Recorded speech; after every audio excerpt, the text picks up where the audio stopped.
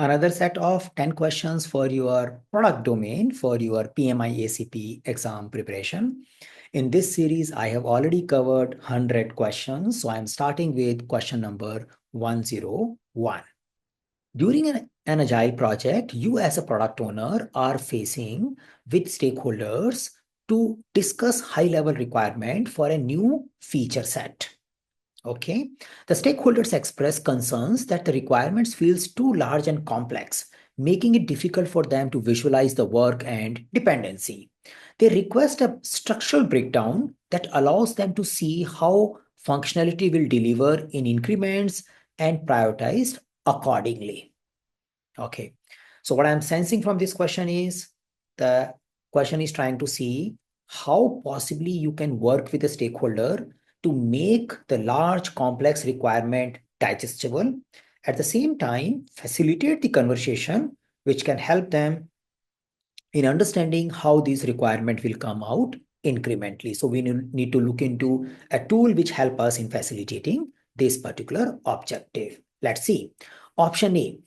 It's too early to break down these requirements. We should defer decomposition until the time is right and allow backlog refinement to happen naturally during iteration. So in this particular case, I'm saying, guys, yeah, this is how it is, and you cannot visualize more than this, and we will see it as we move forward. Though we definitely want to do progressive elaboration of our requirement, but just not doing something to take care of customer concern is or a stakeholder concern is not a good idea. Let's see if we get a better option. Option B, we should create a work breakdown structure to provide a detailed decomposition of task and dependency, ensuring all work is structured from top-down perspective. Definitely no. It may look, yes, that's what they are asking for, but understand in the agile way of working, we are expected to evolve the requirement progressively. We don't want to get at a fine grain work breakdown, and especially not at a task level.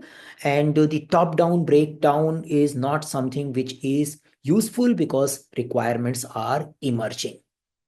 Option C, we should break the epics into smaller user stories and refine them iteratively in a backlog grooming session, ensuring the right level of details at the right time. Good option, not at all bad. It is saying, I will divide the epics into smaller user story and refine them in an incremental manner. Possible. One possible negative thing is, do you want to break all the epics right now only? You can keep some of the epics also and refine them as you go along. And so that's a negative part of it, but it looks like a logical thing to do. You can say yes, but it is not giving the detail about the dependencies and incremental value delivery, but in a way it is helping them to understand some more detail about the requirement by breaking the epics into user stories upfront and then gradually elaborating the user stories later. But in general, not a recommended thing because we need to do a splitting also just in time. Let's see option D. We should use user story map to visualize the feature set based on their user journey, helping stakeholder to see how value will be delivered incrementally. That's it. That's a great option. The user story mapping can work as a tool to ensure the overall big picture clarity. The items in the user story map, the stories you are putting, can be at an epic level also. You don't have to decompose everything. So you show how user is going to interact with the application.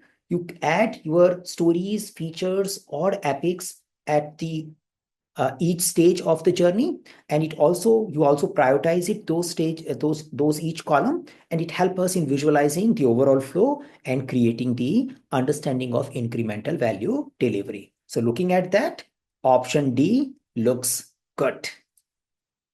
This is mapped to refine product backlog. This is what the conversation seems to be happening in your product domain. Question number 102. You are a product owner of a new carpooling app and you are working with the stakeholders to prioritize features for a minimum viable product. The stakeholders are evaluating 3 key features, each of with own balance of risk and value. Okay, so I am getting 3 features and probably I need to find out. Then let me read the last part of the statement as well, question as well. Which sequence should you prioritize these features? So I will see the option later, but I understand that I have a 3 features and I need to prioritize them. That's the question. Let's see. And some hint is coming, balancing risk and value. Let's see the option. Feature 1, automate right matching. This feature has high value as it allows user to find the and book the carpooling based on their location and preferences. Yeah. So it seems to be high value. However, it also carries high technical risk due to competency of algorithm and API integration. So I can see that there was a little bit conversation of risk and value. And one thing is coming out clearly from this feature is they are explaining the feature. The question is explaining the feature, and I'm getting an understanding of it's a high value, high risk feature. So as soon as that comes in, I probably start thinking about prioritization using value and risk. Yeah, high value, high risk, low value. So there is a 2 by 2 matrix. That seems to be a right thing to do. Option 2, user rating and review. This feature provides moderate value by improving trust between the driver and passengers, moderate value in between. It carries low risk since it allows common rating mechanism used in the other applications. Yeah. So a good idea. You should be able to work on it. Payment integration. This feature offers high value by enabling seamless in payment, reduce frictions and user. However, it has a moderate risk due to regulatory compliance, security concerns, and integration with a payment gateway. Yeah. So see, in general, when you do a risk and value prioritization, you want to do high value, high risk item first. Then you want to focus on high value, low risk item. Then you want to do low value, low risk item. And you probably want to avoid the low value, high risk item. So from this particular answer or the list of the ideas, I know the first feature is clearly going first. And then the third one is expected to go second. And probably the last one should be the user review and rating because it has a low value and no, or maybe a little risk. Yeah. So low risk, but it also has a low value. So let's see. I might be looking for an option where I can get automate right matching as a first priority, and then I can match the other one. So feature implements, first implement the user review rating and review. I will not go for it. First implement payment integration. I will not go for it. First implement automate writing. Yes, that's something I want to do. Then payment integration. That's what I want to do. And finally, user rating and review. I can easily go with option C. You don't, sometime in the question, you may not get a clear idea about all the features and their priorities in the question. But say if there are 3 features and you end up learning about 2, you can probably find out the right option by understanding and doing the comparison. So in this case, I can easily go with option C. It is mapped to your task 2 of manage increments. Question number 103. As a Scrum Master, you notice that the development team is not consistently performing unit testing before making user stories as complete, marking user stories as complete. Some developers perform unit testing while others skip it, leading to inconsistent code quality and defects. During a retrospective, the team acknowledged the issue, but is uncertain about how to enforce unit testing effectively. As a Scrum Master, how should you address this issue? So this question can also be mapped to delivery domain, can also be mapped a little bit to a product domain because product owner also has a role to play. There will be the overlap between product and delivery domain often when we have something related to quality and delivery, but I am just focusing as a product domain question here. So Scrum Master is worried because unit testing is not happening consistently, and we are discussing it in our retrospective meeting. Developers are acknowledging the problem, but they are still not sure how do we handle it. Let's see how should we handle it by looking at the 4 options. Option A, ask the product owner to include unit testing in the acceptance criteria of each user story to ensure it gets done. So we need to understand the intrinsic quality matter is not expected to be a part of acceptance criteria of a user story. The user story's acceptance criteria are explaining the business requirement. It is elaborating the requirement, not getting into the technical details of it. Yeah. So that's the difference between, or that's in a way difference between acceptance criteria and definition of done. So option A may look okay, but not a relevant thing. You know that why should I write about this thing? Then you will say tomorrow that also write that the coding should be done as a part of an acceptance criteria. You say, guys, what are you? I need to focus on the functionality of it. No. Option B, arrange a training to promote unit testing. practices among developers, a good idea. Yeah, that's nothing wrong about it. But will it enforce? Will it bring inconsistency? Maybe at some extent.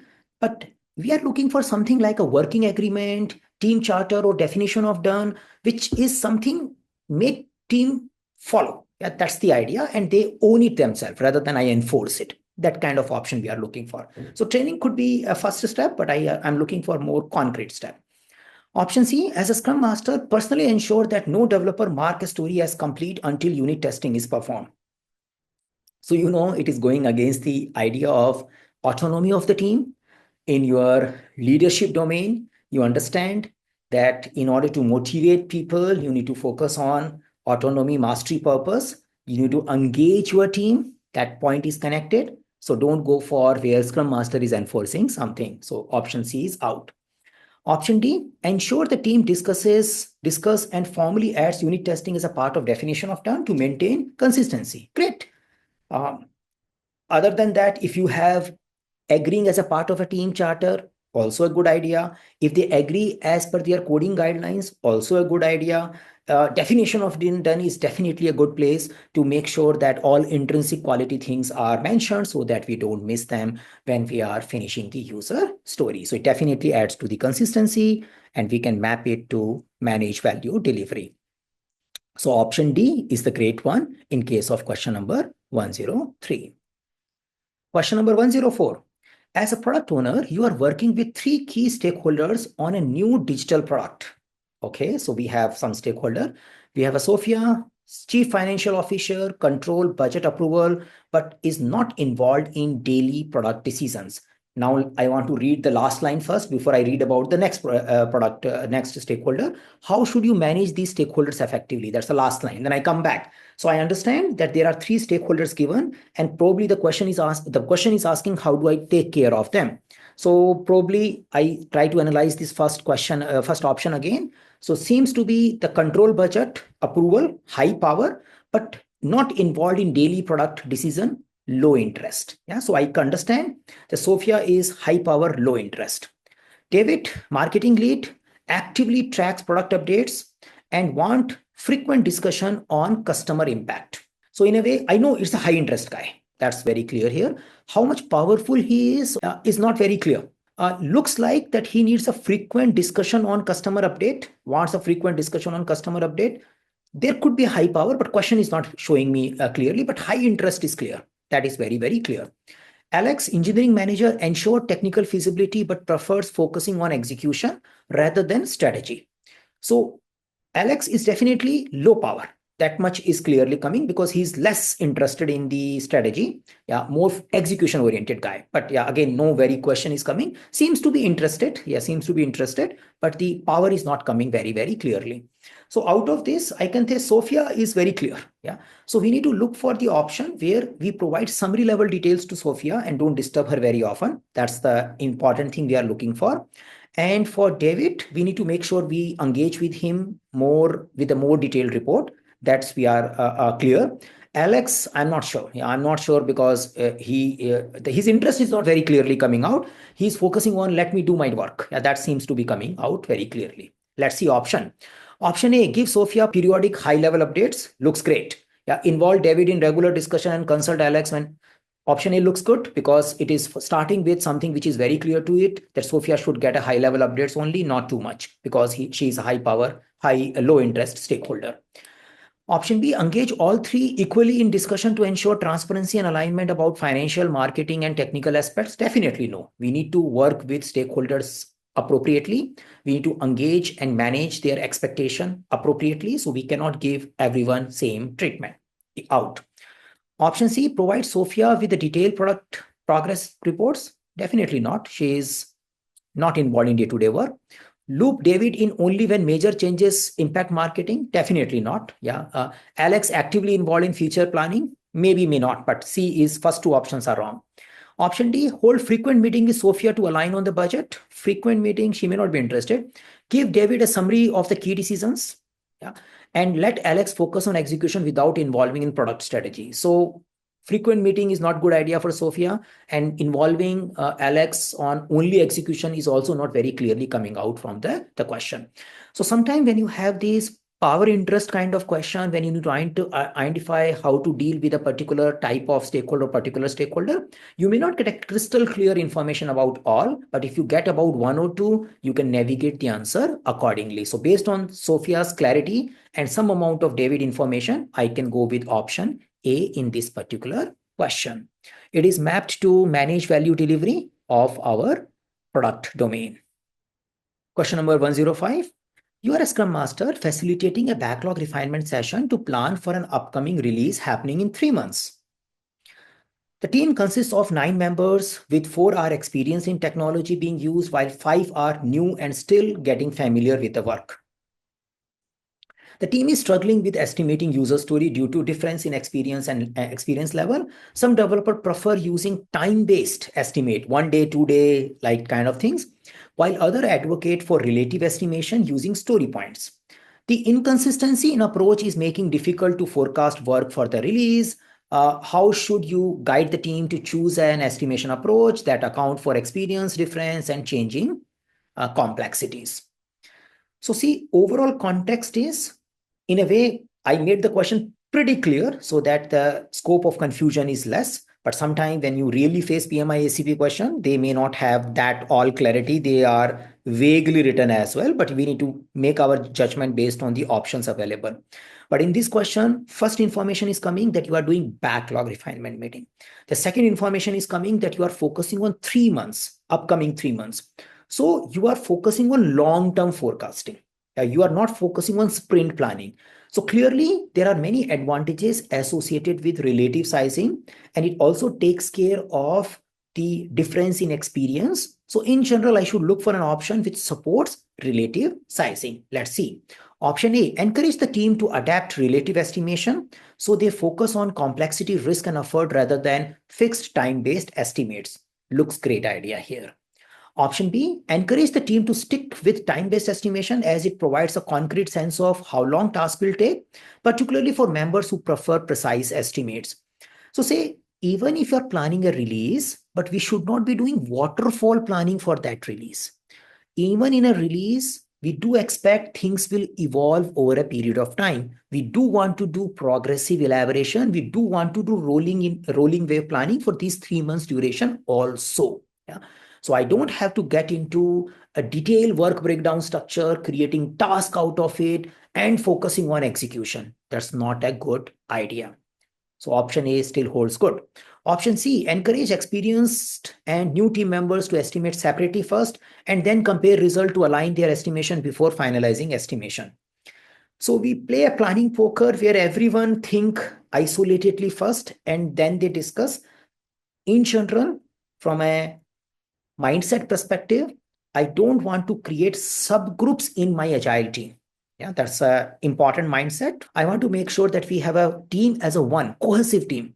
Yeah, we want to create self-organizing team which can take their own decisions, and we want to empower them, support them. So that way, I don't want to create division in the team. So no suggestion for dividing the team into group A and group B.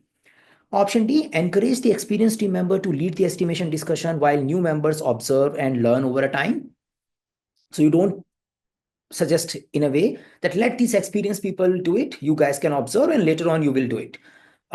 Maybe it could be one of the coaching activity. You can do a fishball activity where you make the experienced people see it. As a coaching tool you can do, but it is not like that over a period of time you will learn. It could be a quick thing, but overall when we are estimating for a given release, we have to do it together. I can't just separate out these less experienced people. We can show 1 or 2 rounds of planning poker with the experienced people just as a sample or as a demonstration, but after that we need to join in.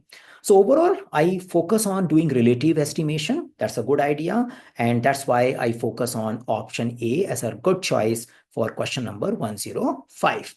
This is mapped to refine your product backlog. Question number 106. Over the last few sprints, you have noticed a recurring issue. The team frequently pick up user stories that lack clear details, leading to mid-sprint clarification, confusion, and delays. Some stories require significant rework or additional discussion, making sprint progress unpredictable. Okay. The team agrees that these issues need to be addressed. but there is a disagreement on how to ensure user stories are well defined before they take into the sprint. As a Scrum Master, how would you guide the team to improve story readiness? So, not very clearly the role of product owner coming out, but when you use a word team, especially when we talk about a word Scrum team, it includes product owners, Scrum Master, and the team members. So I can say the whole team is struggling with this particular problem, and product owner is part of it. And the situation is we start the sprint, and because of lack of clarity during the sprint planning, we result into adding a lot of information later on, and that creates unpredictability because we don't finish what we plan there. Let's see option A. Encourage the team to establish definition of done, definition of ready, and require a formal sign-off on user stories before they are brought into sprint planning. You can see the definition of ready is there in three options, in general. So yes, there is something to do with definition of ready. You can sense that. Now, I don't have to agree by just seeing DOR.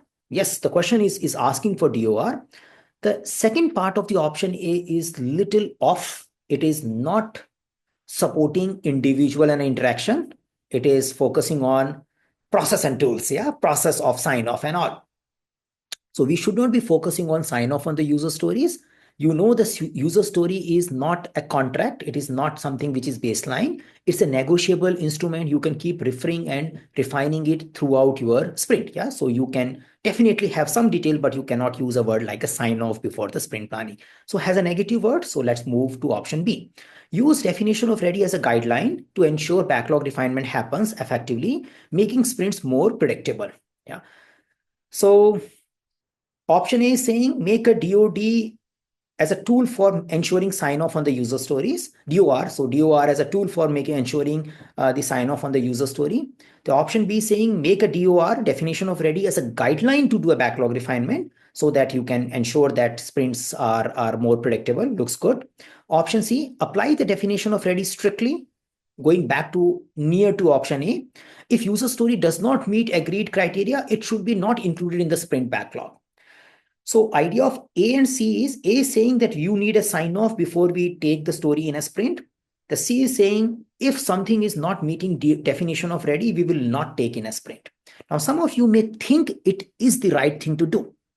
The C is right thing to do because many of you might have read the definition of ready is like a checklist which must be met before you start a planning for that particular user story in a given sprint. It is not the intention. The intention is that it's an agreement, not like a must followed signed off agreement. And it can be visualized as a checklist, but it is not necessarily always have to be a bureaucratic checklist. It's an agreement. And the objective of this agreement is we have a right understanding between product owner and the development team that how much detail, what all is expected to be ready for the sprint planning meeting. So the sprint planning meeting becomes better. That's the idea. So the option B as a guideline, as an agreement, which facilitates is more good rather than option A and C. So I still stick with option B. Let's see option D. Allow developers to start work on a user story as they arrive and refine details during the sprint to maintain flexibility and adaptability. So that is becoming too flexible, and that is the whole problem in a question, that your sprint goals are unpredictable. So I would say that will become too much flexible and agile.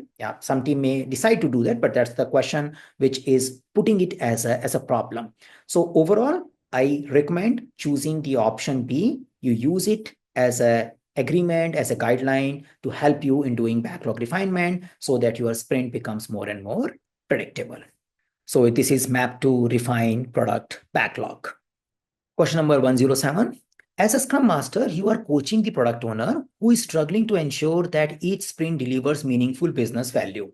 The product owner is receiving conflicting feedback from stakeholders. Some wants immediate short-term gains, while others push for long-term strategic initiative.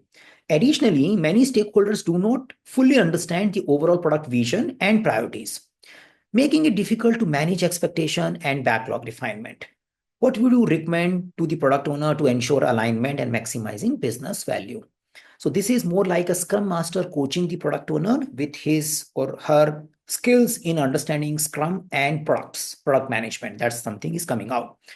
Situation is stakeholders some are pushing for short-term goals, some are pushing for strategic goals, and it is also giving a hint that people are not even clear about what is a strategy and there is no alignment. So how should we address this particular problem? Let's see. Option A, secure alignment on vision and roadmap by working with the stakeholder to ensure they understand the product strategic direction. Looks good idea. Yeah, I prefer I candidate answer. Option B, involve stakeholder in a backlog refinement session so they directly influence prioritization based on their business needs. Looks good. Nothing wrong. You should have a collaborative working. Option C, encourage stakeholders to interact directly with the developers teams to provide inputs and clarify their expectation. Not a bad idea in general.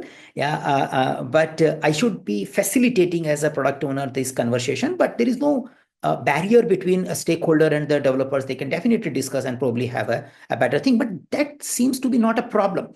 The problem of not having understanding and agreement on our direction and what should we do is probably not resolved when I make developer and stakeholder talk. If we have a misunderstanding about the feature and what is expected to do, then this option C looks good.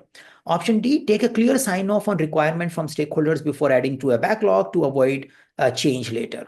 Non-agile approach, you can definitely ignore it. Now you probably understand after doing these many questions. So C and D is easy out. Now let's compare A and B. So involving stakeholders in backlog refinement is a great idea.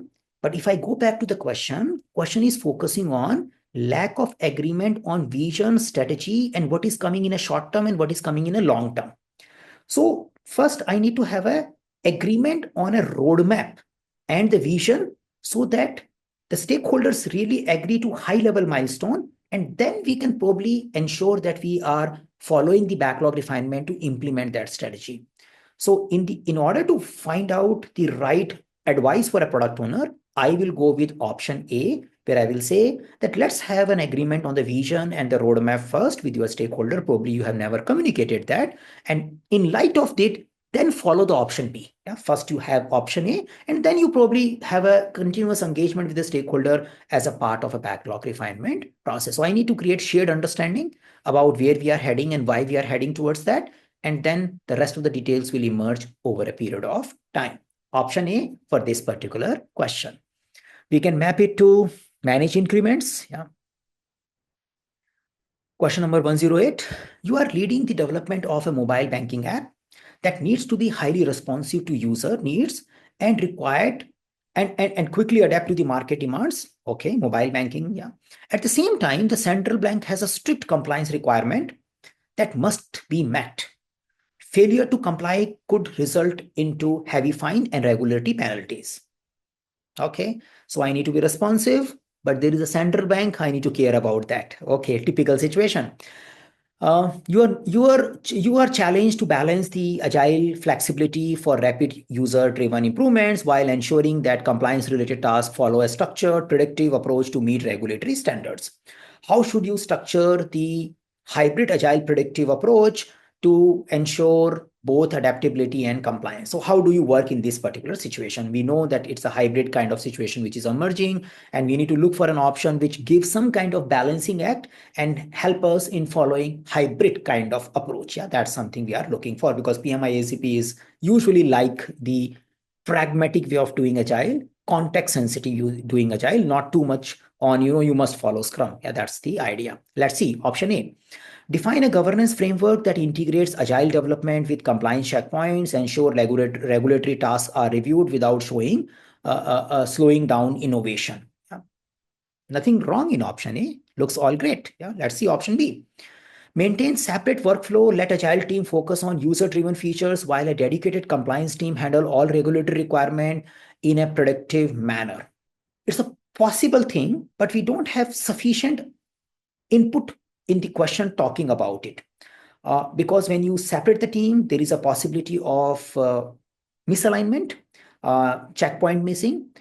And the reason of creating two separate teams is not much clearly visible in question number 108. So we don't have that information coming in this particular question.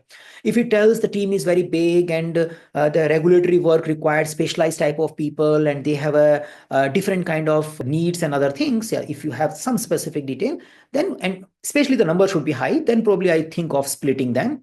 But if that information is not coming, I should not be jumping to splitting the team. Yeah, in general. Let's see option C. Convert all compliance tasks into agile user stories and track them in a sprint to ensure they are completed iteratively. Little too much detail.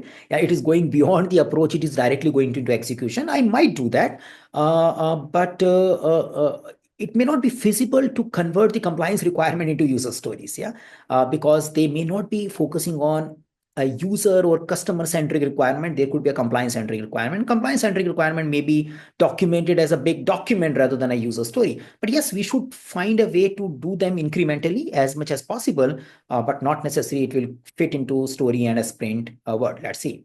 Follow a fully predictable approach. I think I can ignore reading the remaining thing because it is not a good idea. So the option A, coming back, define a governance framework that integrates agile development and compliance checkpoint. It is not getting into details. It is saying you will figure it out some framework. Yeah. It could be that you convert the compliance requirement to user story, or you may have a compliance requirement as a work breakdown structure. Those things are something you will figure it out, but you will find a mechanism which integrates agile development with compliance checkpoint. That seems to be open-ended and little wide, and ensure regulatory tasks are reviewed without slowing down the innovation. Again, at a high level, it's saying, guys, make sure that you maintain regulatory checkpoint, but at the same time, your innovation also remains active. Now, the option A may include B and C, yeah. So you may decide in order to produce the regulatory framework and this way of working, creating two separate teams, or you may decide to work in a one team. Yeah, at that depends. You may decide to convert them into user story, or you may keep them as a separate compliance requirement or use cases or mix of it. That will depends. But option A is the safe option in this case because it is addressing the issue and not getting into a specific details, because specific details depends upon the context, which is not very much clear in the question alone. So I go with option A in this particular case. Managing value delivery is something you are looking at. Question number 109. You are working on a user story in the current sprint. Initially, the product owner requested a simple report showing the number of visitors on the website. However, during the sprint, the product owner now wants the report to also include visitor geography and time of day analysis. As a Scrum team, you should how should you handle this evolving scope while maintaining the agile principles, yeah, or a Scrum idea? So in a simple word, we started with a user story, which was looking A, but during the iteration, it is becoming A++. Yeah, it is coming something. So how should you handle that particular situation? Remember, user stories are negotiable. There could be some details can get added in the user stories. And you, at the same time, don't want to change the sprint goal, yeah, during the sprint. So if I remember these two ideas, I should be able to navigate to this particular question. Option A, clearly say no change during the sprint and add the updated request as a new story in the backlog. So it takes care of one idea, which clearly say no change of sprint goal, but it is not taking care of the idea about user stories are negotiable. Yeah, so I won't go with option A. Option B, assess whether the change can be accommodated without jeopardizing the sprint goal. If not, defer the request to the backlog. This covers both the idea. It says we want to do it without impacting the sprint goal. If it is impacting, we don't want to do it. Looks great. Option C, remove other stories from the sprint to make room for expanded reporting requirement. And it's an enhancement to an ongoing story, and you should take less time. Sometimes you may end up doing in your real world, but not a good idea here. So what the option is trying to show is, since you are already working on this user story, probably you finish it, and something which you have not yet started, you probably let it spill over into the next iteration. So say in general, if it is impacting the sprint goal, this spillover may impact the sprint goal. We are not clear. Yeah, may not, maybe. If the remaining part of the work is not part of the sprint goal, that could be done, but it is not very clear. So by default, I can't say, there is some other story we can drop and we can continue with this story. That is not a good idea. We don't want to have too much variability in our sprint goal once we start the sprint. Option D, allow the change since the product owner requested it, and if needed, extend the sprint by a day to accommodate the additional work. Definitely no. In general, when you are dealing with PMI-ACP exam, don't think of changing the time box. The time box is something non-negotiable.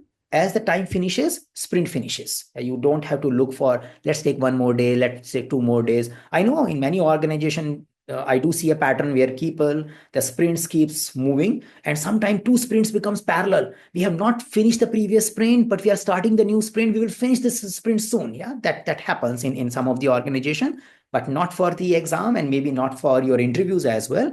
You focus on finishing it on the time. So coming back, option B looks great because it is focusing on that. Let's look at a user story because it's negotiable. Let's also keep our sprint goal fixed. Yeah, we are not deviating from it. And if we can balance these two, we can do it. Else, we need to work and come up with a new item in our product backlog for next iteration. Yeah. So manage increments, that's the task. Question number 110. During a sprint, the development team committed a user story that was larger than other stories in the backlog. The story had 3 acceptance criteria, and by the end of the sprint, the team successfully completed 2 out of the 3. Due to unforeseen challenges, the final acceptance criteria was not completed, leaving the story partially done. Yeah, or you can say not done. Yeah, that's the language. Now, as a Scrum Master, you notice that product owner seeing value in the completed portion and is considering how to handle this situation. How should you guide the team to handle this incomplete story? Yeah, interesting stuff, and it helps you to clarify a few things which will be used for your delivery domain as well. So it is connected to taking care of unfinished user stories. Yeah, that's the case. And this particular situation is saying it's unfinished, but portion which is finished looks like good. Yeah, that's a little trick here. And product owner is willing to do something if there is a way out. How should we handle? Option A, mark the story as not done and carry it over into the next sprint as a spillover to complete it as soon as possible. Not a bad idea, but this thing is not taking care of the information given in the question, that it had a 2 acceptance criteria which looks promising and probably we can do something about it. It is usually talking, we will carry forward. Carry forward or a spillover of a story is a possible alternative, yeah, but it is not completely seeing the question situation. Let's see option B. Explore whether the story can be split now, keeping the completed portion as a separate story marked as done while moving the unfinished part into the backlog. That seems to be a good idea, looking at the context of the question.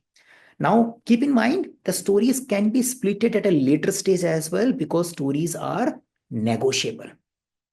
So if product owner and the team and it is meeting the completed portion is meeting definition of done, option B can work. Looks good. Option C, mark the entire story not done and move it back to the product backlog and reprioritize in the future sprint. It is possible. Option A, which is talking about spillover to the next iteration. Option C saying put it back into the backlog. Possible. We can do it. Yeah. So, but the whole idea is it is not taking care of the information which is coming, that some part of the story looks promising. Yeah. There is a option which is more focusing on. Option D, mark the story as a done since most of the work is completed and the remaining acceptance criteria can be handled later in the another story. You don't. Yeah, you don't do. You have to do some treatment before you mark the story done. You don't say, let's mark this whole story done. Forget about this one acceptance criteria. We'll take care of it in some other story. So in a way, it is kind of splitting, but not formally splitting. Yeah, that's the thing. So not a very clearly defined option. So unfinished work can be moved, can be removed from the backlog, can be put back into the backlog, and can be splitted if the product owner and the team agrees to it. This particular question is focusing on splitting, and that's why the option B is the option for question number 110.